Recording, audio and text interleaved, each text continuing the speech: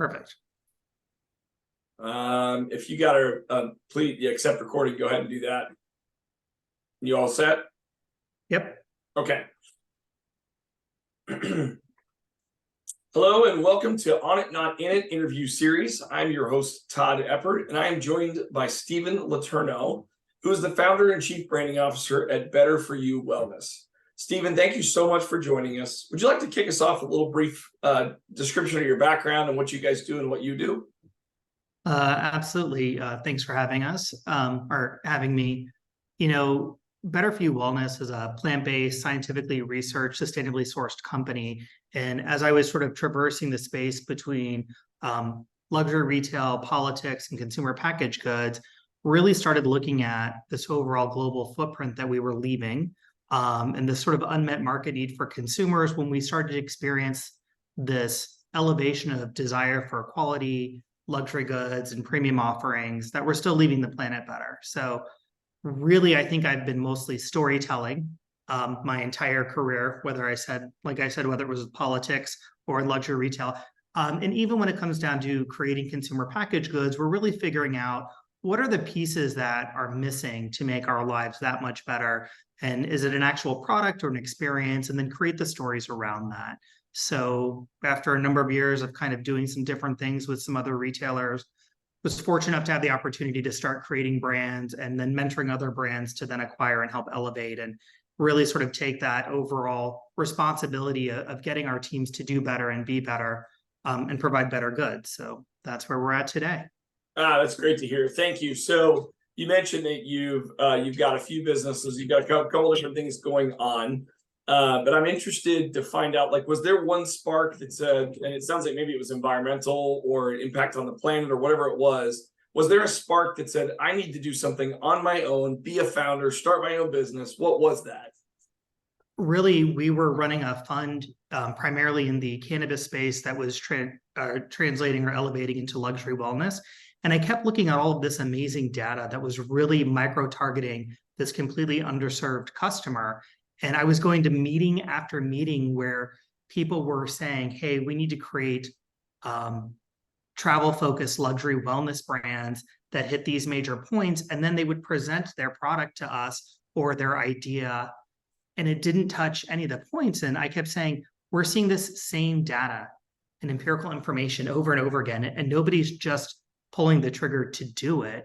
And so at that point, I said, you know what? I think I'm fortunate enough to be in the seat that I can start creating brands that check off this list and put out a better quality product. Awesome. That's it. I love that because there's an old saying that says every problem in the world is solved by the entrepreneur that creates the business to solve that problem. So it sounds like exactly what you saw was this problem, this empirical data, challenge after challenge, and nobody stepping into this space to really fix the problem. So I love that. So okay, you've done a few things, you got a lot of stuff going on, but as you're starting up and going through your journey, what are some common misconceptions about running a business and being part of a starting business? Would you share with our audience? I've been fortunate enough to kind of travel the globe and speak about what's happening in this world. And specifically, I always, whenever I do an event, will take time after to talk to young entrepreneurs. The biggest misconception I see is that you have to pour all of your everything into every moment of your business. So we see time and time again, entrepreneurs who don't secure their oxygen masks, which means they don't pay themselves, they don't track the money they're not paying themselves.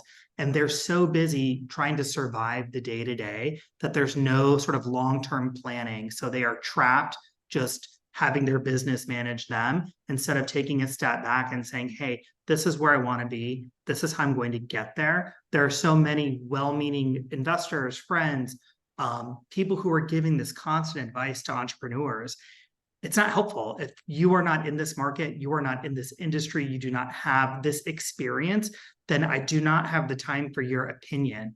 So getting young entrepreneurs to really take a breath, plan for the future, and take care of themselves first is really what I see kind of this huge opportunity. And I see it time and time again where it was literally just talking to a fintech company earlier this morning. And of course, the first question I asked the entrepreneur is, what's your salary? Well, I'm not taking one, of course. And I'm like, not of course. How do you pay your bill? So you can't be the best for your business because you don't know if you're going to make your mortgage payment. You can't be running a fintech software company pitching for a $10 million investment and then have to pause because you're driving for Uber. So, I think we as a business community need to do a better job of helping young entrepreneurs create a much more solid foundation to really set them up to be successful. And hopefully if this culture shift happens, we'll stop seeing, 90% of businesses fail within the first year. Yeah, and that is the fact, and that's a sad fact that happens, right? And I think you're 100% right. People don't count the costs. They don't plan for it. They jump in and then they realize after a year, wow, I've spent so much money and I haven't even taken a salary. And now I don't, what am I going to do now? So great point. I love that, Stephen. Thank you. So you mentioned already why you founded your business, because you saw the need. Well, we live in a constantly evolving world, constantly evolving business landscape. How do you stay adaptable and open to change in your organization? And how do you build it in from the beginning? Really, I'm naturally curious by nature. I think some of the best founders always are. So I'm really living in the world that I'm inhabiting, and the business services that I'm providing are really a lot of personal needs or things. So I think I'm fortunate that I'm getting this great 360 view from both what we're producing and what's out there.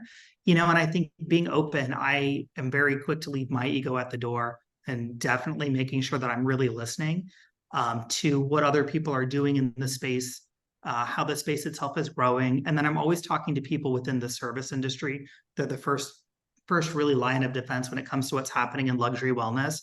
So talking to an esthetician or a masseuse or the person running the hotel at the front desk and really listening to what they're hearing, because they're hearing every possible complaint before our consumers have been able to comment on social media about what they don't like about what we're doing.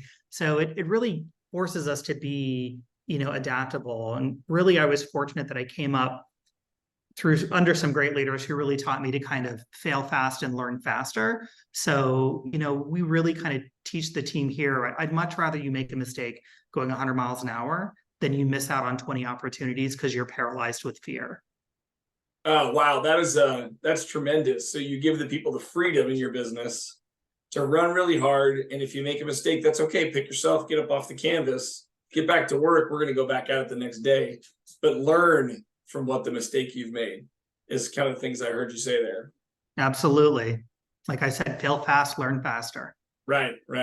So again, I was looking a little bit about your brand and looking at your website a little bit, and just kind of understanding a little bit. And if I read it right, it's all plant-based, of course, starting with the skincare first, and then you're going to expand from there. And there's some other things. So just that from the website, can you offer a glimpse into the future plans and goals that you have for your business?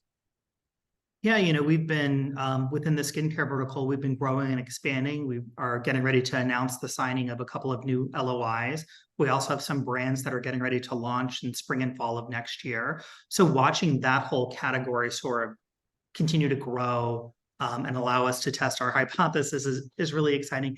And then in May of this year, we were able to launch our first foray into the beverage space. So we launched a travel-inspired curated coffee collection.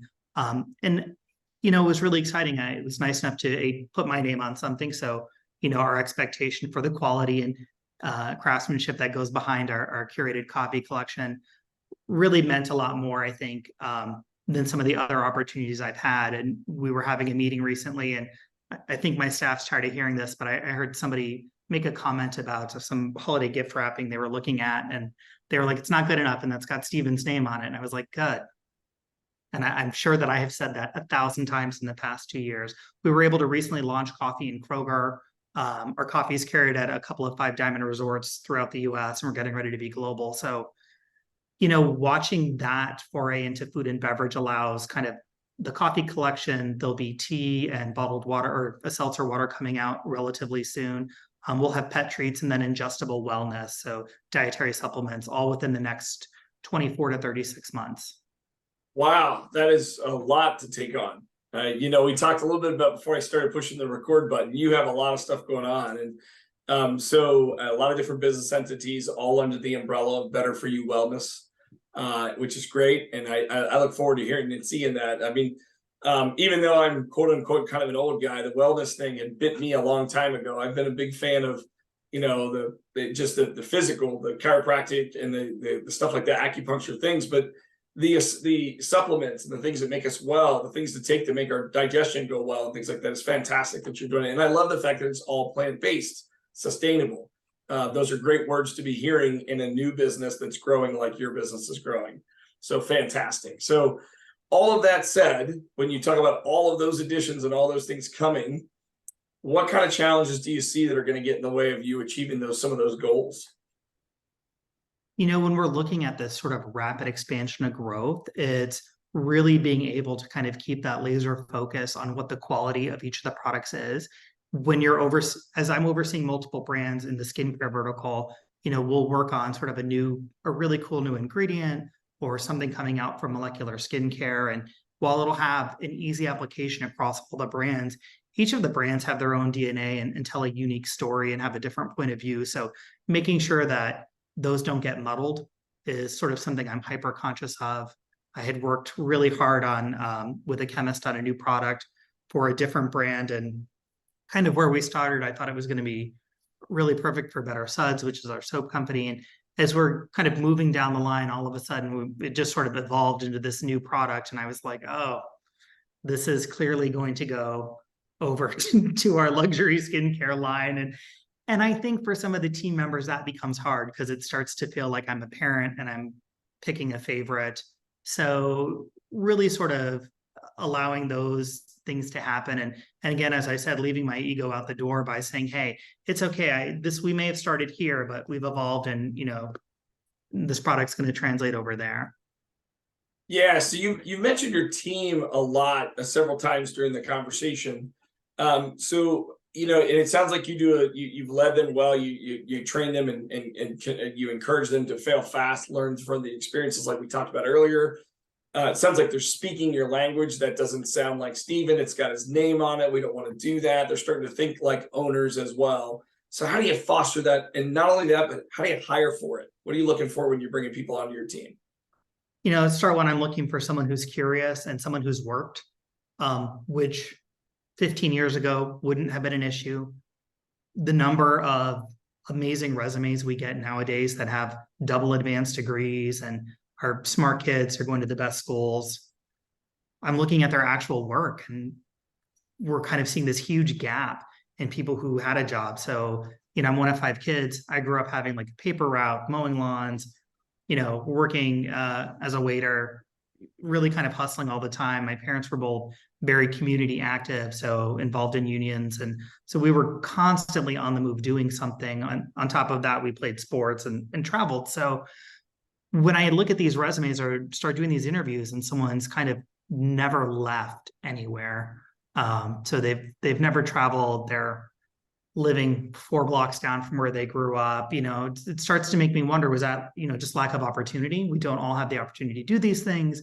Are you curious to go more? We always ask our team members looking to travel. We have remote work as an opportunity here at the company. So where would they go spend a month? If we cover the cost of an Airbnb, what country would you go to? And, really quickly, we start to see the people who are kind of hungry and curious about what's happening in the outside world, those who are seeking different opinions than their own.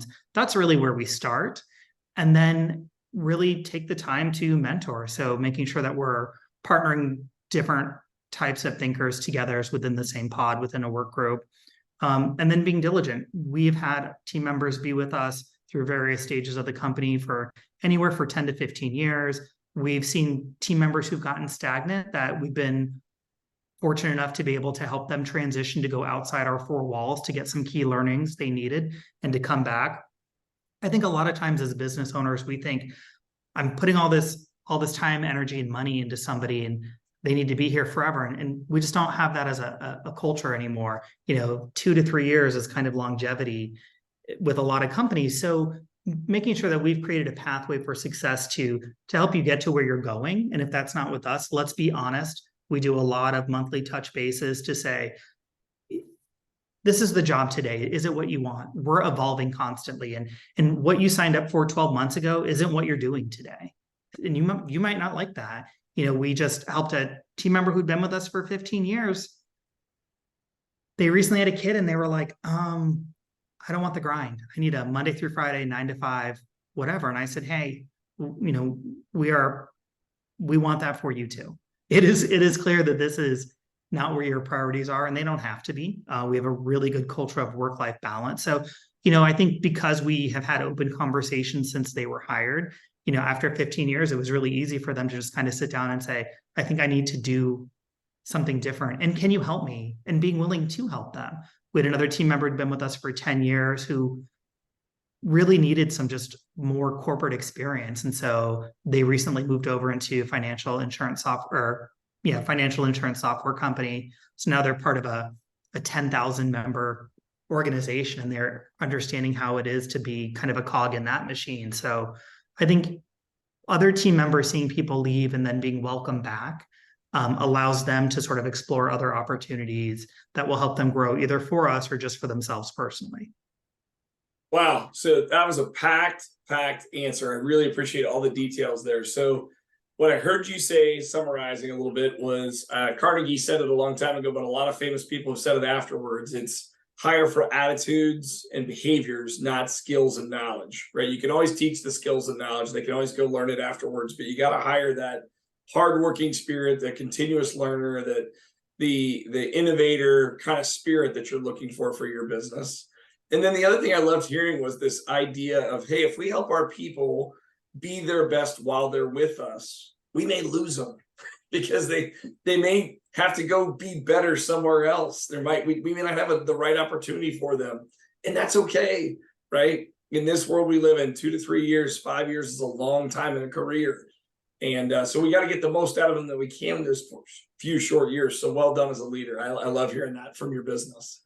So, okay. So one final question, if you can go back to kind of the beginnings, and if you had to do it all over again, or if you knew something then that you know now, what advice would you offer to aspiring entrepreneurs who are just starting their journey or facing challenges in their business right now as they're getting started? When I first started, I was really focused on everything has to be this absolute perfect moment and this way. I had worked for a major corporation where the color of your thumbtacks had to be black. You had to use a blue highlighter always, unless it was this one type of document, and then it was green. It was so regimented. And on the one hand, there's a huge comfort because you don't have to guess how to do your job. And that really frees your time up. On the other hand, I had spent a couple of years with this company. So when I was kind of starting to do things on my own, it's how I was trained. It's how I did everything. And when people didn't naturally do it, when I was younger, I felt like you're really trying to buck the system, or, you're questioning my authority, or you don't believe in the project. And it was like, it's not that big a deal. Somebody wanted to use a pink highlighter. So really, I wish I could go back and tell myself, like, is it a blue? We talk a lot in the company. Is this a blue highlighter, yellow highlighter thing, as in you're personally focused on thing, or does it change the impact to our business? And I wasted too much time and too much of other people's time on things that didn't impact the business. They were just things that I held on to because there were so many other moving parts that I couldn't control that I thought, well, if I hold on to these things, then it will make me, it did nothing. It did nothing. It definitely cost me some great employees. It cost me some great business growth. And then kind of reaching out to those people to be like, wow, I was a really terrible leader for about 3 years. I apologize to everybody during that time period. I wasn't getting the mentorship or information I needed. So I made that rookie mistake and read every possible book out there and then applied all those 50 different modalities. My team didn't know who they were getting from one day to the next. And then I just had a very frank conversation with my mom of all people. And she was just like, what are you doing? And what does it matter? She's like, who cares? And I thought, oh, I never once thought to say, who cares? And does this make a difference? Is it making my people better? Is it making me better? Is it impacting our customers, our business? If it's not doing any of those things, then why are we talking about it? Why is it taking up one moment of our mental space? I love that. So major in the important stuff, right? If it's not hindering your progress moving forward, is it really that big a deal? I love your who cares? Exactly. That's great. A lot That's of our fantastic. Conversations. So we all need someone in our lives that looks at us and says, who really cares at times, right? Is it really making a difference? we also need that person to come sit down with us and say, as an entrepreneur, your business is important to you. It's not more important than your friends or family or your relationships or how you conduct yourself as a person. If you miss every birthday party, if you don't go to weddings, if you don't ask people about themselves, if you're 100% of your inner monologue and outer dialogue is about your business, you're not a whole person. And you're going to kill those relationships that you desperately will need when times get tough. So take a breath, take someone out, go to dinner, go to the wedding, ask people about themselves. Give yourself the goal of not talking about your business for 24 hours over the course of a week. And it sounds easy to do, but it's not. When you're so in it and every single decision feels like it's so important, it's hard to realize, this person I'm meeting at this industry event doesn't care about my business. There's the old saying, nobody cares about your baby pictures. They just want to show you theirs. And as we're at events or meeting different people, we're always quick to ask people about themselves. Tell me more about you. Tell me more about you. And it really lets us just let go of that. And having that mental break from business allows you to kind of come back on Monday morning and say, all right, I'm refreshed. I didn't spend all weekend talking about average order value or customer acquisition cost or any of those things that we care about Monday through Friday. And I think it's just, we have to get business culture, especially these young kids who are between 25 and 35, who are doing great things as young entrepreneurs. They're so burnt out. They need their business to be acquired or it fails. Mm-hmm. Yeah. Excellent. Well, hey, Stephen, I really want to thank you for all the time today. Great wisdom, great sharing. Love hearing your journey. Love hearing all about your businesses. And it sounds like you've been very successful and you've got a really strong tailwind behind your business is what I hear and everything that's going on. So again, we've been speaking to Stephen Letourneau, the founder and chief branding officer at Better For You Wellness. And thank you very much, Stephen, for being here. And to everyone watching, I look forward to seeing you in our next episode. So thanks, Stephen. Thanks, Todd.